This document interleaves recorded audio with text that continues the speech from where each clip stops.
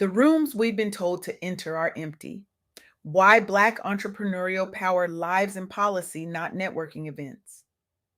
I recently had the privilege of sitting down with Raeh Williams, a visionary who isn't just reshaping how Black entrepreneurs access opportunity, capital, and community. They're dismantling the entire framework that kept those doors locked in the first place. Raeh Williams is a force, a strategist, a disruptor who understands that real change doesn't happen in the margins. It happens when we stop accepting the crumbs and start claiming the whole table. Their work is a masterclass in turning systemic barriers into strategic pathways. And today I want to share what they taught me about the real secret to Black entrepreneurial success. Because what they revealed to me will challenge everything you've been told. Here's what nobody tells you: we've been sold a story, a beautiful, inspiring, bootstrap pulling story that says if you just network hard enough, hustle long enough, and show up to enough events, you'll make it. We've been told that the key to Black entrepreneurial success is in the room, at the mixer, in the handshake, in the business card exchange, in the Instagram DM that turns into a coffee meeting. And while there's truth in connection, there's a deeper, more disruptive truth that Raeh Williams helped me see. The real game isn't just about who you know, it's about knowing which systems are shifting, which policies are opening, and which associations hold the keys to capital and contracts that networking events alone will never, ever unlock. Let me say that again because this is the part that changes everything. The breakthrough isn't in the hustle, it's in the strategy. Now, before you think I'm dismissing the power of community, let me be clear. I believe in sisterhood. I believe in showing up. I believe in the magic that happens when Black women gather in rooms and decide to build together. I've seen it. I've felt it. I've lived it. But what Raeh Williams revealed to me and what the data confirms in the most sobering way is that we've been focusing on the wrong rooms. Here's the counterintuitive insight that stopped me in my tracks, that made me put down my phone, sit back, and really think about what we've been taught. While we've been told that networking events are the golden ticket, the real transformation, the real wealth transfer, the real access to capital and contracts is happening in federal policy shifts and business associations specifically designed to funnel resources to Black owned businesses. And here's the kicker that should make every single one of us pause: Black owned firms received only 4.5% of federal contracting dollars in fiscal year 2024. 4.5%, despite having a 7.2% approval count. Let that sink in for a moment. We're getting approved, but we're not getting paid. We're in the room, but we're not getting the contract. We're qualified, but we're not compensated. This isn't about working harder. This isn't about being twice as good. This isn't about perfecting the pitch or polishing the presentation one more time. This is about understanding that the system was never designed to hand us anything, even when we qualify, even when we meet every single requirement, even when we check every box. And the myth of pulling yourself up by your bootstraps, it crumbles when you realize the bootstraps were never attached to the boots in the first place. So what do? We stop playing by rules that were rigged from the beginning. We start leveraging the systems that are finally, slowly, begrudgingly shifting in our favor. Raeh Williams taught me three things that every Black woman entrepreneur needs to hear, especially those of us in our soft girl era, learning to work smarter, not harder, learning to protect our peace while building our empires, learning that rest is resistance and strategy is power. First, join targeted business associations, not just any networking group, not just any Facebook community where people share motivational quotes and call it mentorship. I'm talking about the associations listed by the Library of Congress, the ones built specifically for African American entrepreneurs, the ones that have been fighting for decades to create pathways where there were none. These aren't social clubs. These aren't feel good gatherings. These are resource hubs. These are policy advocacy engines. These are the places where isolation turns into collective power, where you stop feeling like you're the only one fighting an invisible battle and start realizing you're part of a movement that's been building momentum for generations. When you join these associations, you're not just getting a membership card to add to your wallet. You're getting access to grants that can fund your next expansion. You're getting mentorship from people who've navigated the same obstacles you're facing right. You're getting policy advocacy that fights for your access at the federal level. And you're getting a network that understands the unique barriers you face because they face them too, because they've survived them too, because they've overcome them too. Second, prioritize federal contracting opportunities. I know. It sounds bureaucratic. It sounds overwhelming. It sounds like paperwork and red tape and government processes that feel designed to keep you out. But here's the truth that Raeh Williams made crystal clear. Black entrepreneurs captured $1.4 billion in federal contracts in 2024. $1.4 billion, despite being underrepresented, despite the barriers, despite the 4.5% allocation that should be so much higher. This proves that strategic navigation beats solo hustling every single time. The opportunities are there. The policies are shifting. The doors are opening, even if they're only opening a crack. But if you don't know where to look, if you don't have the associations guiding you, if you don't have the information that unlocks access, you'll miss them. You'll keep hustling in circles while others who understand the system walking through doors you didn't even know existed. Third, embrace conferences for real connections. I'm not talking about surface level networking where you collect business cards you'll never look at again. I'm talking about events like the nation's largest diversity career fair happening in Philadelphia in September 2026. Events that are specifically designed to connect Black professionals with opportunities that match their ambition and their talent. These conferences build speed and adaptability. They give you the competitive edge in human capital trends. They connect you to people who are moving in the same direction, at the same pace, with the same hunger for change, with the same refusal to accept the limitations that society tries to place on us. Now, let me tell you why this matters beyond the numbers, beyond the statistics, beyond the federal contracting percentages. Let me tell you why this is about more than contracts and capital. This is about legacy. This is about healing. This is about rewriting the narrative that says Black women have to do it all alone, that we have to be twice as good to get half as much, that we have to sacrifice our peace to build our empires. Think about Sarah Breedlove, who the world would come to know as Madam C.J. Walker. Born in 1867 to parents who were formerly enslaved, who knew what it meant to be owned, to have their labor stolen, to be told they were less than human. Sarah grew up in that shadow. She lived through discriminatory conditions that were so harsh, so dehumanizing, that she suffered hair loss from the stress and trauma of simply existing in a world that didn't want her to thrive. She could have stayed stuck.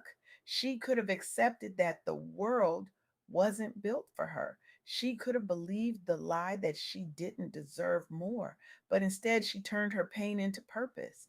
She invented a product line born from her own healing, from her own need, from her own refusal to let the world break her. She didn't just build a business, she built an empire. She became America's first self made female millionaire, not by waiting for permission, not by hoping someone would give her a chance, but by forming business associations and training a sales force of Black women agents who went door to door, building networks, building community, building wealth for themselves and their families. Madam Walker launched the Walker Manufacturing Company in 1910. She built a factory. She built beauty schools. She created jobs. She created opportunity. She created a blueprint. She didn't have access to federal contracts. She didn't have the Library of Congress listing associations for her. She didn't have the internet or social media or any of the tools we have today. But she understood something fundamental, something that Raeh Williams is teaching us right now. Isolation is the enemy of success. She turned her pain into a product, her product into a platform, and her platform into power for thousands of Black women who had been told they didn't matter. Now, fast forward to Ursula Burns, raised in New York City projects by a single Panamanian mother who worked multiple jobs to keep the lights on, to keep food on the table, to keep hope alive. Ursula interned at Xerox in 1980, and she didn't just show up, she showed out. She rose through the engineering ranks with a combination of brilliance, strategy, and an understanding that visibility in the right rooms leads to opportunity. In 2009, she became the first Black woman CEO of a Fortune 500 company. Think about that. The first in 2009. Not in the 1800s, not in the early 1900s, in 2009, just over a decade ago. And even today, even right now, Black CEOs make up only 0.8% of Fortune 500 leadership. 0.8%. Ursula didn't just break a glass ceiling, she shattered it with a sledgehammer. And she did it by leveraging mentorship networks and diversity conferences, the same kinds of strategic spaces Raeh Williams is pointing us toward today. She grew Xerox revenue to over $19 billion. She oversaw a $6 billion spinoff. She went on to chair boards at Vion and Uber, becoming one of the most powerful voices in corporate America. But here's what moves me most about Ursula's story. She didn't do it by hustling alone. She didn't do it by grinding herself into exhaustion. She didn't do it by believing the lie that she had to be superhuman. She did it by showing up strategically, by building relationships that mattered, by understanding that visibility in the right rooms with the right people at the right time creates opportunity that hustle alone never will. And then there's Robert F. Smith, a Cornell educated chemical engineer who could have stayed comfortable on Wall Street, collecting a paycheck, playing it safe, but he didn't. He left Wall Street to launch Vista Equity Partners in the middle of the dot-com bust when everyone else was running scared, when everyone else was playing defense. He built his firm through targeted associations and tech focused networking, the kind of strategic relationship building that turns opportunities into empires.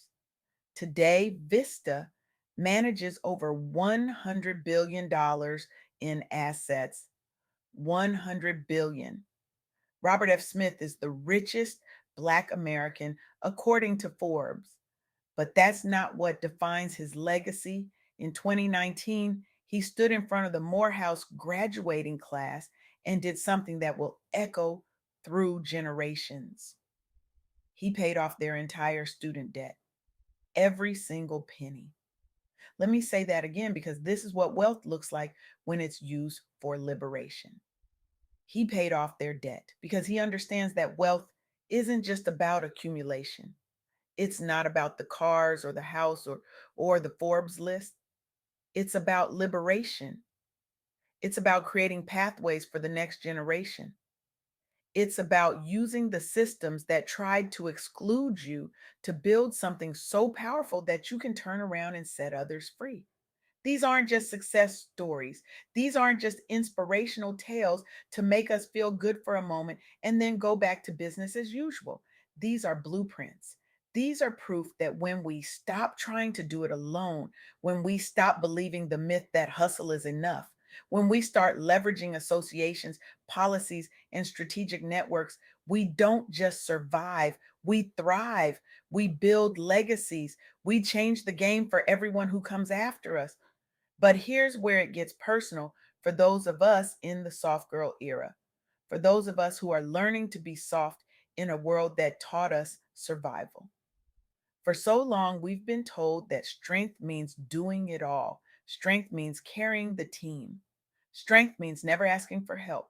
Strength means grinding until we're empty, until we're burned out, until we've sacrificed our joy, our peace, our softness on the altar of productivity. And we believed it. We wore our exhaustion like a badge of honor. We hustled until we burned out. We said yes when we meant no.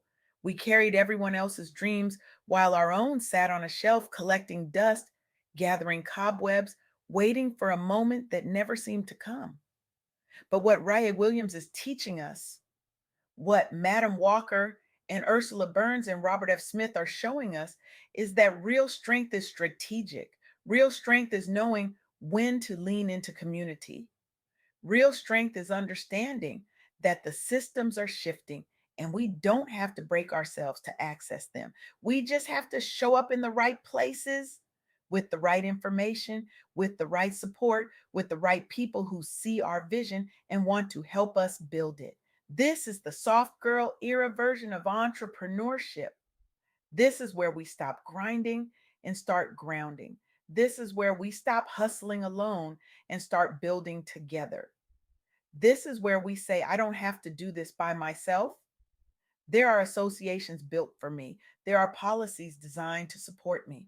There are conferences where my people are gathering, strategizing, winning, and making space for me at the table. And when we show up to those spaces, we're not just building businesses, we're healing, we're reclaiming our time, we're protecting our peace, we're redefining what success looks like. Because success isn't just about the money, the revenue, the profit margins. It's about the freedom, the joy, the softness, the ability to rest without guilt, the ability to say no without explanation, the ability to build something beautiful without sacrificing our souls in the process. So here's what I need you to hear, sis. Here's the question that should be burning in your mind right now. The question that should make you uncomfortable enough to act. What one business association will you join this month?